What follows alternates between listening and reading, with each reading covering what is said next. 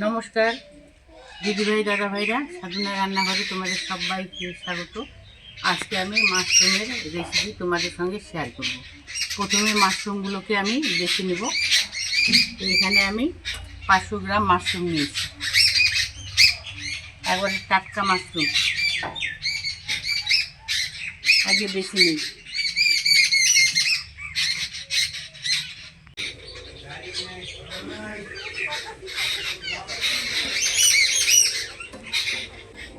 একটা করে মাশরুম নিচ্ছি। মাশরুমের উপরে কিন্তু কিছুটা আঁশ থাকে, এই আঁশগুলোকে কিন্তু এইভাবে ছাড়িয়ে নিতে হবে।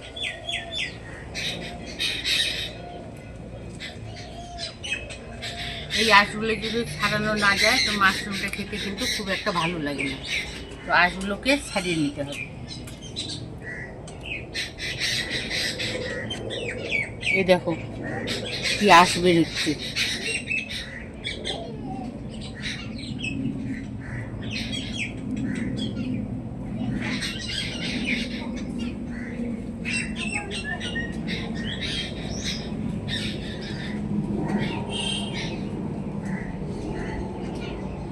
এখানে মাঝখান থেকে আমি ভেঙে নিচ্ছি।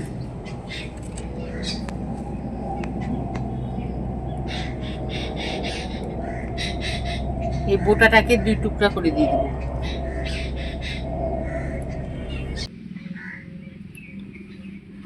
আবারও একটা মাশরুম নিয়ে নিয়েছি। আঁশগুলোকে আগের মতো করে ছাড়িয়ে নেব।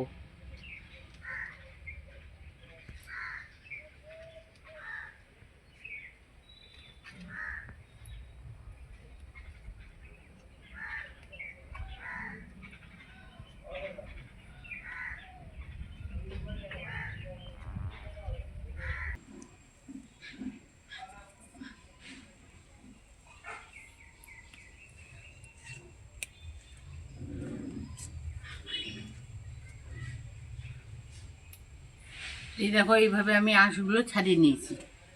তোমরা চাকু দিয়েও কাটতে পারো, আমি হাত দিয়ে এইভাবে ছিঁড়ে নিচ্ছি। আর প্রত্যেকটা মাশরুমের কিন্তু আঁশগুলোকে ছাড়িয়ে নিতে হবে।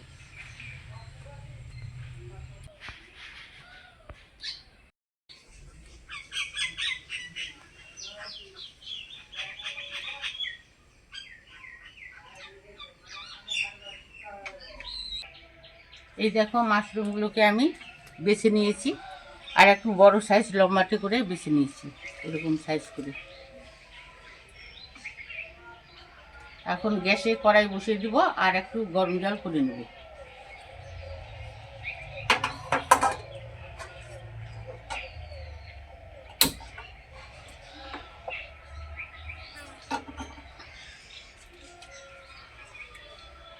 জল দিয়ে দিচ্ছি।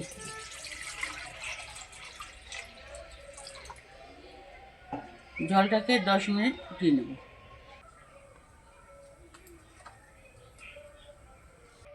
তাড়াতাড়ি জলটাকে ফুটিয়ে আনার জন্য ঢাকা দিয়ে দিচ্ছি।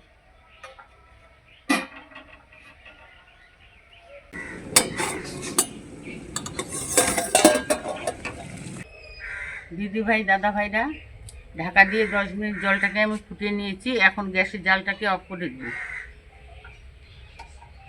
এই ফুটন্ত গরম জলে মাশরুমগুলোকে দিয়ে 10 মিনিট আমি ভিজিয়ে রাখবো।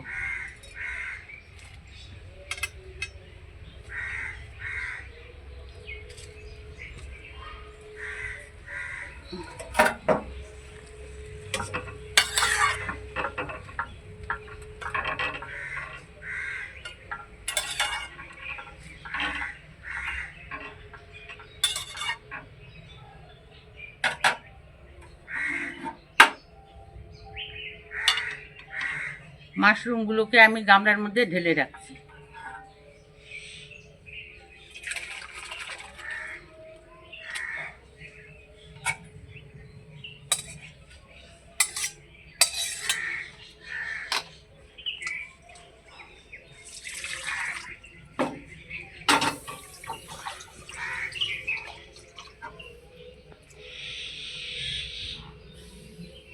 আবারও গ্যাসে কড়াই বসিয়ে দিব।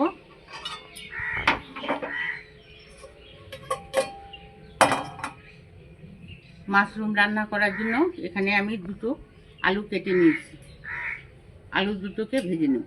আর এইদিকে 10 মিনিট মাশরুমটাকে আমি ভিজিয়ে রাখবো।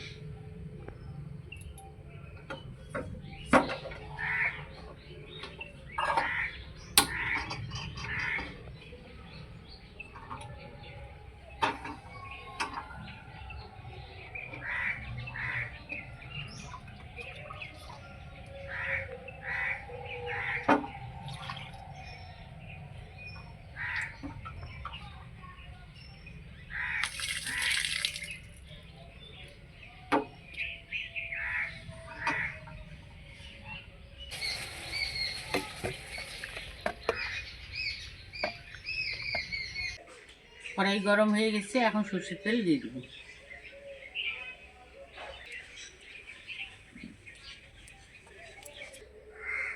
এখন আলুগুলোকে ভেজে নেব।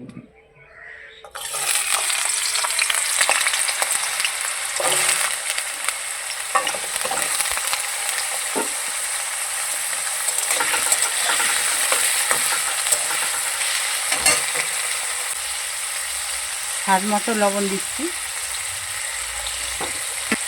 অল্প হলুদের গুঁড়ো, নেড়ে চেড়ে দেবো। এদিকে আলু ভাজতেছি আর এদিকে মাশরুমগুলোকে ধুয়ে নেব।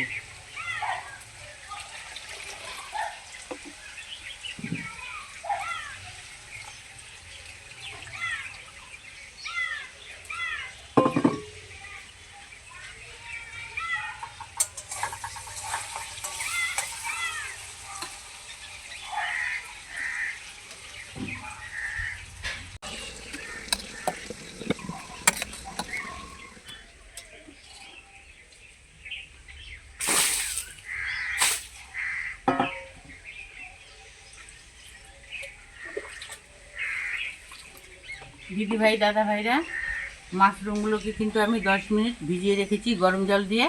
মাশরুম যদি গরম জলে ভিজিয়ে না রাখা যায় তো মাশরুমগুলো খাওয়ার সময় কিন্তু শক্ত শক্ত লাগবে। এই জন্য মাশরুমগুলো গরম জলে অবশ্যই ভিজিয়ে রাখতে হবে। এখন আমি ঠান্ডা জল দিয়ে মাশরুমগুলোকে ধুয়ে নিচ্ছি। আর এই মাশরুম রান্নাটা কিন্তু একবারে মাংসের মতো করে রান্না করতে হবে।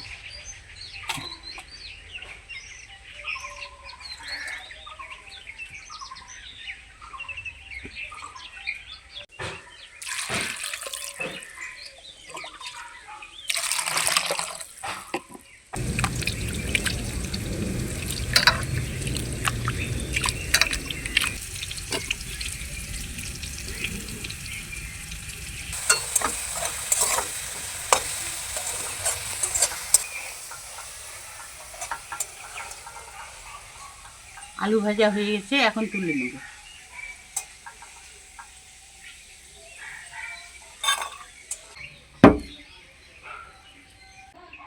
আলু ভাজা তেলেই ফোড়ন করে নেব।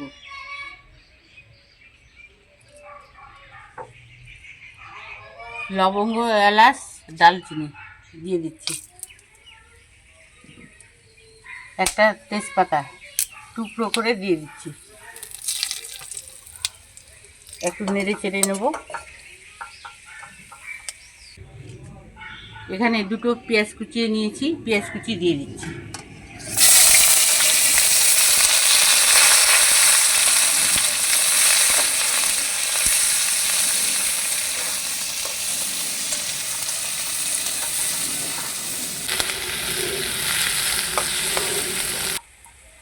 পেঁয়াজগুলোকে লাল লাল করে ভেজেছি, এখন দিয়ে দেব রসুন বাটা, কাঁচা লঙ্কা বাটা, আদা বাটা একসঙ্গে দিয়ে দিচ্ছি।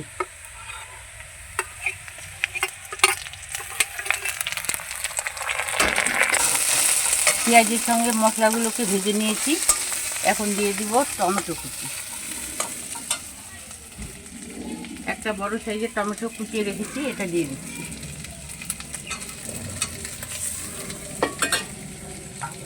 মশলার সঙ্গে মিশিয়ে নেব।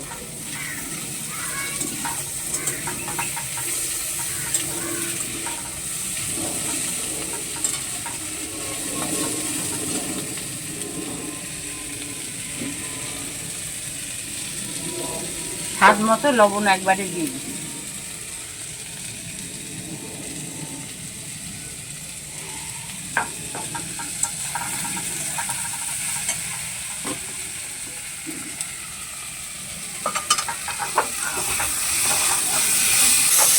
মশলার সঙ্গে টমেটোটাকে আমি ভেজে নিয়েছি। এখন এখানে দিয়ে দেবো লাল লঙ্কার গুঁড়া, হলুদ গুঁড়া, জিরা গুঁড়া, ধনে গুঁড়া একসঙ্গে দিয়ে দিচ্ছি।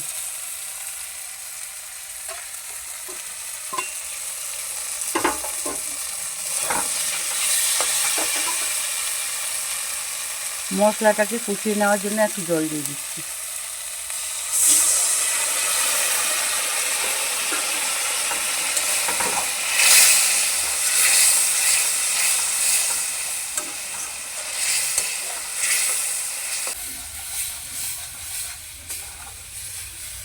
জল দিয়ে মশলাটাকে কষিয়ে নিয়েছি। এখন ধুয়ে রাখা মাশরুম দিয়ে দেবো।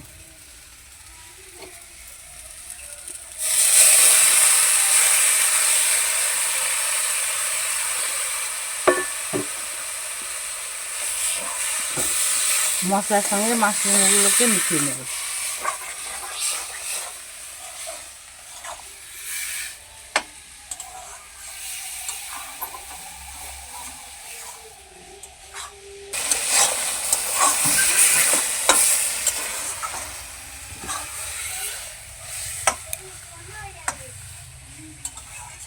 মাশরুমগুলোকে আমি ভালোভাবে কষিয়ে নিয়েছি।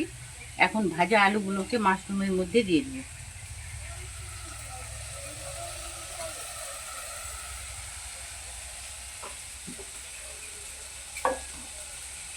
এখন আলু আর মাশরুম আর একটু কষিয়ে নেব।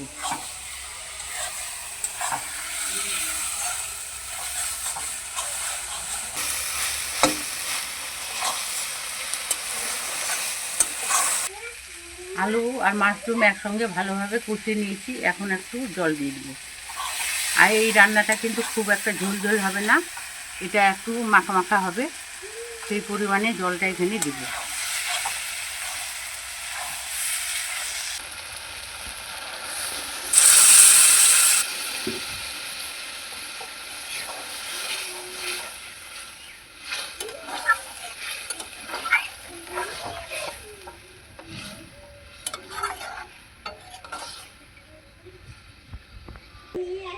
জল দেওয়ার পরে 5 মিনিট আমি ঢাকা ছাড়াই রান্না করে নেব। দিদিভাই দাদাভাইরা 5 মিনিট ঢাকা ছাড়া আমি রান্না করে নিয়েছি। এখন উপর দিয়ে গরম মশলা ছড়িয়ে দেবো আর গ্যাসটাকে বন্ধ করে দেবো।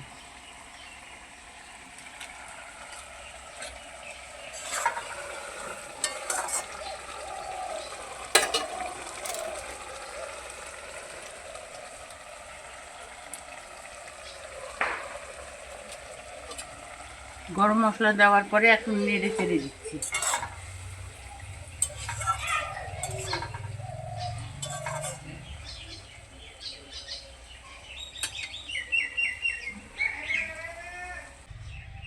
এখন মাশরুমের তরকারিটাকে অন্য পাত্রে আমি ঢেলে নিচ্ছি।